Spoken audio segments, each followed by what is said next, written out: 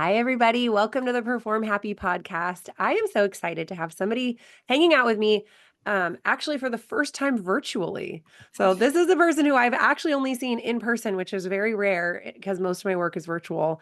But this is somebody who I've worked with for, I think, over 5 years in Wow. her gym every other week or once a month on mental training, and she's getting ready to go off to college. And I just wanted to share a really inspiring story. So, Soraya Rostocil, welcome to the show.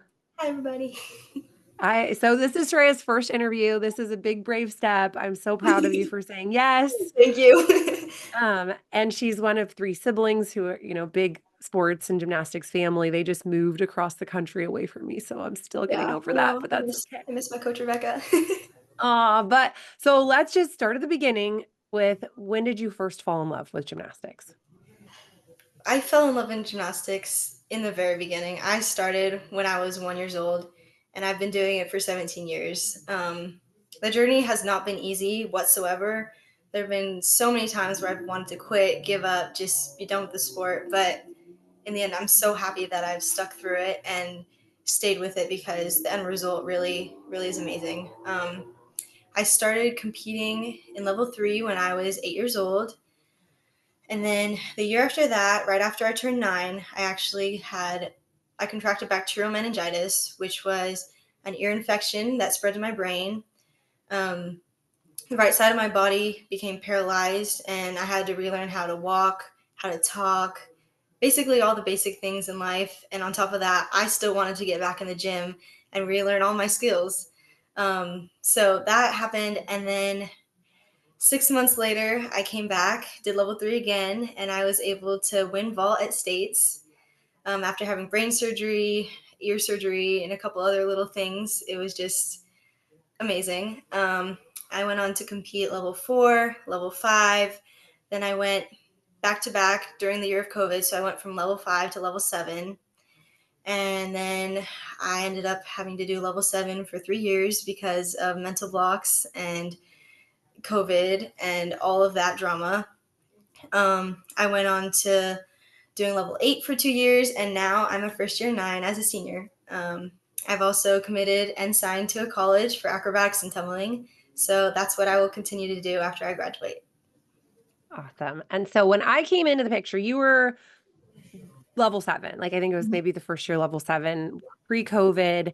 And you've always been a really positive person. That's like I do in mental training, I'm like, okay, write down your negative thoughts. You're like, I don't have any. I'm like, okay, really? Like you have to, there's gotta be something. You can't just smile all the time. Like, come Oh, on, really? Soraya. I'm like, just I don't know, make something up. Who doesn't have a negative thought in their head? And like it took me a minute to be like, how is this girl so positive? Like, what is happening? And I guess and I didn't even know until today that you had had this brain surgery and that you came back from that. Like, what an incredible adventure. And I'm curious, does that have anything to do with your positive outlook, do you think? Like, having survived that and gone through that? Yeah, I do think my parents like to say that I've had two second chances in life. When I was born, I was premature, 2 months early. My mom had preeclampsia. And then when I had my brain surgery, I have been told that if we had not gone to the hospital when we did, and if we had waited just a couple more days, then I would not be here today. So I definitely think having those experiences in my life have made me have a positive outlook on everything and just want to make the best of the time that I have. I mean, and I know like girls like you're so positive to your teammates. You are such a light to your teammates. I mean, I don't think there's anyone who's ever done gymnastics near you who's been like, that Soraya's a bummer. Like you are always lifting people up. And now when I was a kind of struggling level 6-ish, 7-ish, I was a really good teammate, but I was not that kind to myself. I was really hard on myself and I was like, I have to just force it. I have to just do it. Were there any points during kind of that like 3-year struggle where you were shiny on the outside but not on the inside? Definitely. At one point, right after COVID, and we had just gone back inside. So we went on Zoom, and then we also did gymnastics outside for a couple months in the middle of winter, which was it was cold. But um, I struggled with getting my mind to do skills outside and doing it. I just didn't feel safe, and I didn't want to do it. So after that time, when I went back to the gym and I tried to get those skills again, I was pretty discouraged because I had taken so many steps backwards. I didn't think I could go any further. I honestly thought that I was going to quit. I was like, I don't think I'll make it past level 7. There's no way that that's going to happen. But yeah. Yeah. I mean, just to put this in perspective, you guys, it's California. So we were shut down for like 100,000 years compared Yeah, to Louisiana that was like, we're cool. Let's go. Like, and you guys were literally vaulting in the parking lot. Like yeah. there was It an was scary. uneven bar set, like with water jugs in Yeah, the parking lot. And it's exactly. not a massive parking lot, you guys. Mm-mm. And these are level 7, 8, 9 gymnasts doing the best that they can in the freezing cold with the sun in your eyes. And like, so yeah, I'm not surprised your brain was like, no, I'm good. Thanks. I Yeah, don't want to do that. And then you're back inside. And I know everybody, gosh, we all have our stories, right, of that time. right. But what made you stick with it?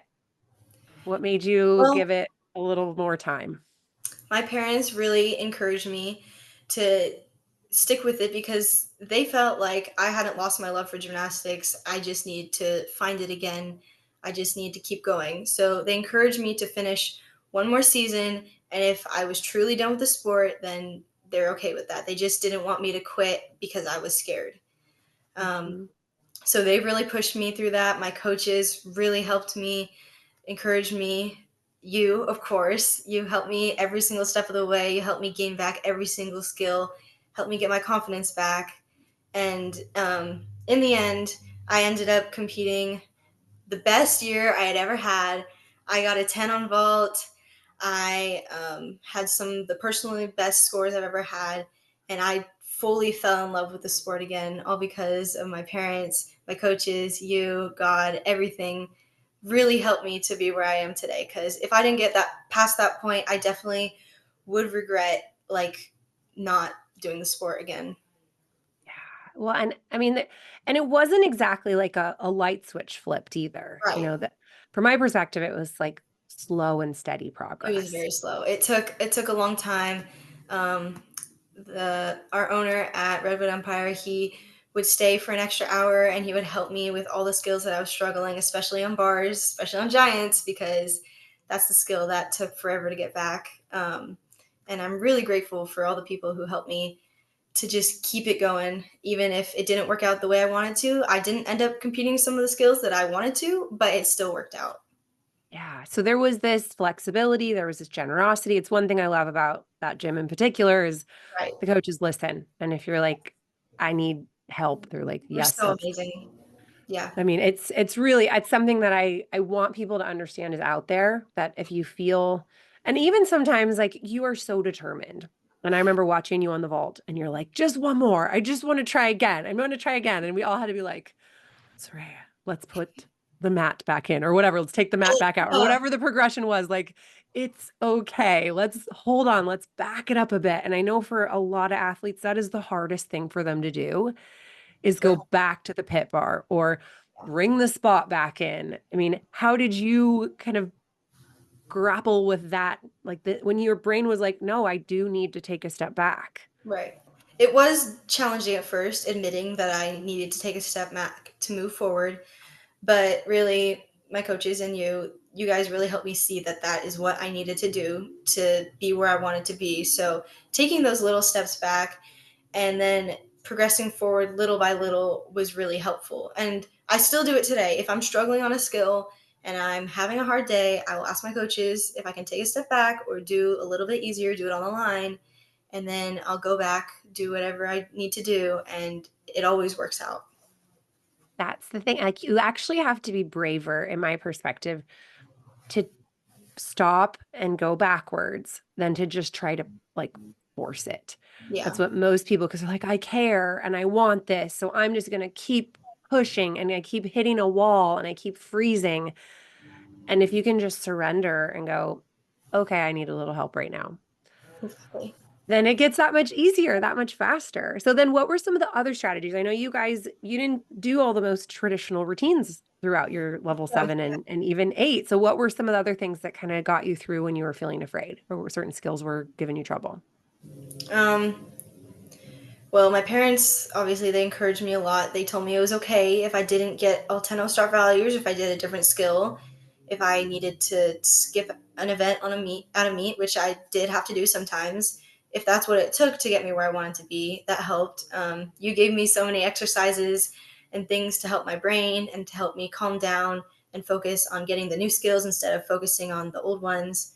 My coaches would constantly come up with new skills for me to try and see if it would work with my brain. And it eventually did because it took me like, I want to say it took me, let's see, COVID. Yeah, it took me 3 years to get my giants back completely. So in the meantime, I had to learn how to do a free hip flyaway, and that was not easy for my brain either. My brain just did not agree with bars, but it eventually worked out to where I was able to do that. I was able to get 10 start values. I was able to get 38s, 9.5s, and above, like everything that I wanted to do. It just takes time, and you have to accept the fact that you have to accept like the growth and the journey, and you just have to trust the way you're going, because you might compare yourself to another person and see, oh my gosh, they're doing so much better than me, they have all these skills that I want to get. But you really just have to focus on yourself and what you can do, because in the end, it's your journey, it is not theirs. You are the one in control of what you are doing. Yes, preach. Okay, and I have to mention the series that you were training when you were, when you were back at Red One Empire. This Yeah. level 9 series, dive roll back tuck. Okay. Yes. I tell people like you can literally do so many There's so combinations. many things. We tried to come up with so many. We did dive roll back tuck. We did dive roll round off. We did, oh, what did we do? I think we tried something. Oh, we tried round off back tuck. Just playing around with everything to see what would work, because my wrist and my back could not take any more back handsprings. And it took like 6 months for it to heal to where now I can do back handsprings on beam. And now my series is a back handspring back tuck, which I can do successfully because I trained so many dive roll back tucks before this. And that really helped me with the connection, and it saved my back a lot. Yeah. So, I mean, creativity. That's one thing that you're open and you've got coaches who listen. And then, yeah, when I saw that back handspring back tuck on your Instagram, I was like, oh my gosh, look at her go. You I know, know, I didn't think it was very good at first, but all my teammates kept telling me, "Oh my gosh, Soraya, that is the best thing I've ever seen. It's so high. You're doing it great." I'm like, "Really? Are you sure about that?" I mean, and because it's like the cool thing is you might think, oh, I don't know if I'll ever do a back tumble on beam. I don't know because like No, my I brain didn't doesn't think. like it. When I met you, like whatever, level 7, I would have been like, okay, I don't know. I don't know about this. Like, Yeah. and that's but you just keep surprising, I think yourself, everybody Surprising myself, else, yeah. because you keep showing up for yourself and you keep pushing and you keep stretching and you keep just like okay, and I have a hypothesis about kind of something that happened. So tell me if this is right or wrong, and it's okay if it's wrong. So you wanted to go to college. Was that always part of your goal as a gymnast? It No, because I personally told myself I'm not getting past level 7, so there's no way I can do college gymnastics. And I didn't even really think about acro. Like, I've heard about it. We had gymnasts that went there in the past, so I knew what it was, but I didn't consider it being an option for me until the year before I could be recruited. And then that season, I was really talking about it with my coach, and I was like, maybe this is something I'm interested in. So I started researching it a bunch, looking into schools, and then I just randomly decided one day, okay, this is what I'm gonna do. I'm gonna go for this new sport, gonna have some new challenges, but I want to do a sport in college, so this is what I'm gonna shoot for. Um, I went through the recruiting process. It was amazing. I couldn't have asked for anything any better. I talked to so many amazing schools. I ended up visiting 4 schools in the Carolinas, and I chose between a D1 and a D2 school, which I really wanted to go D1, and I thought that would be so cool. Like, oh my gosh, I went D1. Like, it's something everyone wants to say. But in the end, I really truly felt like God was calling me to the D2 school, and I did love like the atmosphere there, the academics, everything, the team, the coaches. I really thought, okay, this is the school for me. It might not be D1, but I can still do the exact same thing I would do at a D1 college at a D2, and they compete against D1 colleges. So yeah, it's been truly amazing. I got to announce my commitment at our intra squad last December. which was so fun. It was amazing being able to do that in front of my team and all our coaches and parents and families, able to show them that all my hard work has paid off and that I'm able to do something else, something that I hope I will fall in love with too. Yes. Well, and I just went and did an acro camp this past summer. It Did? is so cool. I was like, It is where so was cool. this when I was like, I became a cheerleader because I wanted to Yeah. fly through the air. I'm like, there's a whole gymnastics for that? Like, Yeah, what? Mind it's a blown. really new sport. I think they're about to get inducted into NCAA, so it's like that new to where they haven't had enough schools to be able to be in the NCAA. Ah, but it's so cool. Okay, so back to what I was saying. I have this hypothesis that Okay. when you decided on acro and you started to get like these doors opening Mhm. and you didn't have to be the beam queen and you Right. didn't have to have giants. Right. Something happened in you where it's like you didn't have to, but you wanted to. Yeah. Does that time out right for you? Yeah, I think it does. Around the time that I was recruiting, that's when the skills started clicking and it started making sense and I was able to get something. So yeah, I think the motivation and the drive to want to do something new also it made me realize that my time in this sport is shorter than I wish it was and that I wanted to push myself and be the best I could be at the very end of my gymnastics career so that I wouldn't be disappointed with how I finished. Yeah. Yeah. Well, and I think that just goes to show it's really the opposite. When you feel like you have to do something, I need giants by this meet, or else I have to flip my vault right now. I have to go backwards on beam. Like your whole body tenses up, your brain freaks out, you start freezing up, and you're like, oh no, oh no, oh no.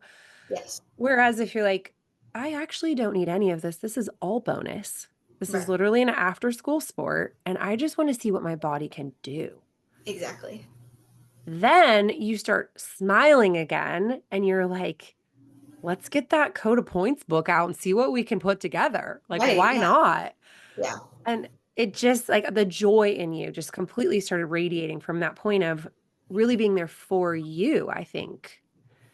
Does that sound like your experience too? Yeah, that sounds about right. I really feel like once I started getting my confidence back and being like, okay, I can do all these skills, I can come up with new skills, it really made me realize gymnastics is a hard sport, yes, but it is harder mentally than physically for most people. Some people do struggle with physical issues, but I realized when I found that I could do these skills and I was getting my confidence back, I realized meets, they are not that much pressure. They're actually fun. Like, I want to compete. I want to be at a meet. This is the environment that I love because when you're competing, you're showing off all the hard work that you've been putting in the gym. Some people hate competing, but I absolutely, since that point, I have loved it. I think it's the best thing in the world. The adrenaline, the fact that you get to show off so many cool skills and you get to show off all your hard work and being in a team environment, meeting so many new people, it's just the absolute best. Yes. Okay. Now you've got like either this big trial, like 3 years of suffering, right? Or maybe, I don't know, a year or two of suffering and climbing out of the hole. We Right. all sort of have that. And for me, I didn't make it through. I suffered and I quit, Yeah. which is so sad, and other people do the same. But if you could go back and give like, 10-year-old you a bit of advice that you know now, what do you wish you would have known then that would have made your path smoother through that? Ooh, okay. I would have told myself to never give up, to never give in. Even if you're feeling afraid, just try one of the skill because I always tell myself that the first skill that you throw, especially on beam or bars, it truly is the hardest. After you get one skill over with, you're okay. So I would tell myself just to trust the process, enjoy the time that I have in this sport, and just be confident in anything I do, even if it's not a 10 start value, if it's not all the skills that I want to be doing, be confident in what I can do in the moment. Yeah. Yeah, I mean, really, that's like a recipe for a happy life is Yeah. nothing is granted, right? We could get hit by a comet tomorrow. So what's happening today? Like, can I love what I'm doing today and not have it like go somewhere? I think a lot of people are like, if I don't get into college, then what was the point? Right. it's like, well, what was the point? Oh my gosh, all these years of relationships and mental strength, physical strength, Exactly. determination. I mean, no matter where you head, it's like you've got so much that you There's can so much never. gymnastics, not just the like physical aspect of it. Obviously, you get stronger conditioning, all of that, but it really does strengthen your mentality. I feel like you mature and grow a little bit quicker, and you really learn things that is so valuable in life that doesn't just apply to gymnastics. It applies to more than that. And the journey is not always easy. Like, um, I'm not even perfect now. There's no perfect of anyone. People may say there's perfect in gymnastics, perfect tens, okay. But in reality, nobody's perfect. Everyone makes mistakes. I still have days where I struggle. I had to learn a new series again this summer, and it took me a minute to wrap my head around it. But eventually, you push through, you get to the other side. I was able to compete it today in an inter squad, and I fell, but I was still okay with it because I know that all the hard work I put in, my coach knows, everyone knows that I just needed to connect it, and that has shown the breakthrough that I've been able to do. Even as I'm at a new gym, they've already realized that, okay, this girl's gone through some things, but she's still determined and she can push through things in these assignments that we give her, even if she struggles.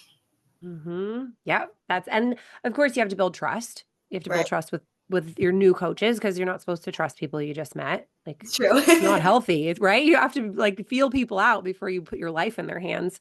Right. And now you've had some time with them and you start to build that relationship and they'll get to know you and what you need. And I mean, great coaches know that you can't coach 13 athletes in a group the exact same way. It's so true. Yeah. You And know, I'm some you just so yell at and go, some need the low beam a little longer. yeah, it's true. I've been so lucky to have two gyms that are just amazing with all the coaches. RAG, obviously, they're my life. They brought me to this sport. They built me up, built my confidence, brought me to where I am today. And then Brandy Johnson's, they're just helping me, pushing me to get where I want to be for my senior season. And they are truly understanding and helping me along the way, coming up with new things. And I just love that I've been able and fortunate enough to have that in both environments. Mm, that's awesome. People, you can have that. If you don't have that, find it. It's out there, I promise. It is. Yeah. You So, just okay, got you talked a little bit about mental techniques. What are your go-tos? Like if you need to calm yourself down, if you're having one of those kind of down days, or if you're freaking out before a meet, yeah. what are your favorite strategies that you like to use? Well, I noticed today in the inner squad that I do some things different than some other people do. So I think warm up techniques, I've come up with techniques that personally work for myself, an order to go in on beam or specific ways that I'll warm up on floor.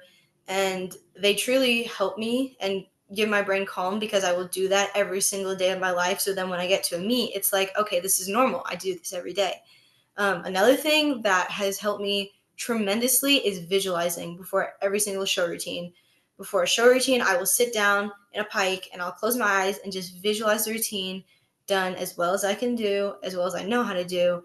And I also like to do that at meets because I noticed today that I do get adrenaline, I do get shaky. So when I need to calm myself down, I'll either lay down on the floor, take a few deep breaths, try to calm my heart down, or I will sit there and visualize and be like, okay, I can do this even with the adrenaline.